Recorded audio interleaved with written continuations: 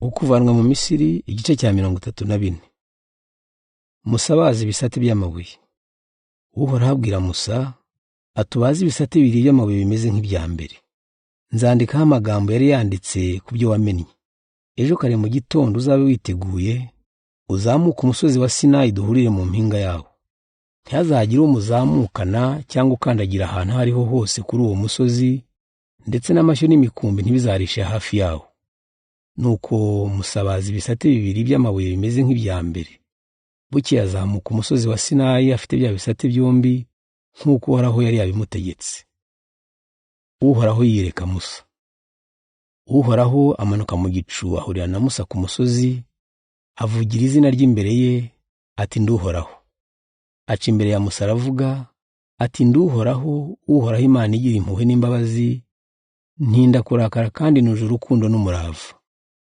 Ngaragariza abantu urukundo rwanjye imyaka itabarika, nkababariye ibicumuro n'ubugome n'ibyaha. Icyakora simbura guhana abagome n'abana babo, n'abuzukuru babo n'abuzukuruza babo. Musa ahita yikubita hasi aramya Uhoraho. Aravuga, ati Nyagasani, ubwo ngutumyeho, uziyizire abe ari wowe tujyana. Nzi neza ko bariya abantu ari ibyigomeke, ariko utubabarire ibyaha n'ibicumuro byacu, maze utugire umwihariko wawe. Uhoraho yongera kugirana isezerano n'Abisiraheli. Uhoraho abwira Musa, ati dore ngiranye namwe isezerano.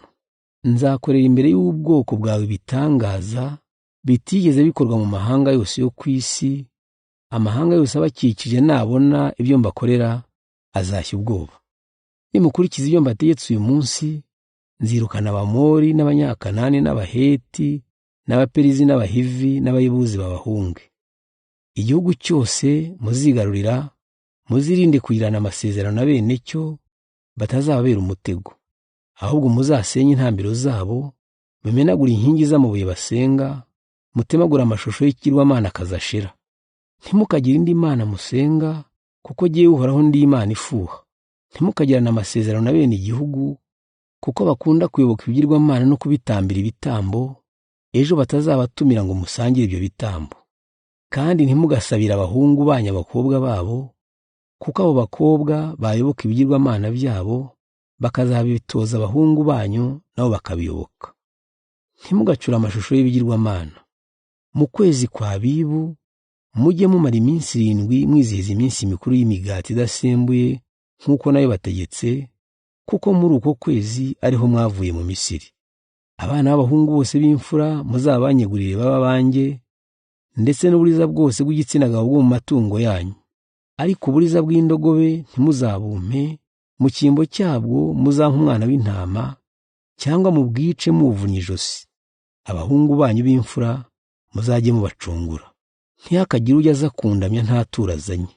Mufite iminsi 6 mu cyumweru yo gukora, naho kuwa 7 muzajye muruhuka, haba no mu gihe cy'ihinga cyangwa cy'isarura. Mujye mwizihiza iminsi mikuru y'isarura rya mbere ariyo ry'ibinyampeke, naho mu mpera z'impeshyi mwizihiza iminsi mikuru y'isarura ry'imbuto. Inshuro 3 ku mwaka, abagabo bose b'Abisiraheli bajye baza kundamya, jyewe Nyagasani Uhoraho Imana y'Abisiraheli, bizihiza iyo minsi mikuru. Nzamenyesha abanyamahanga babahunge, bityo mbahe igihugu kinini.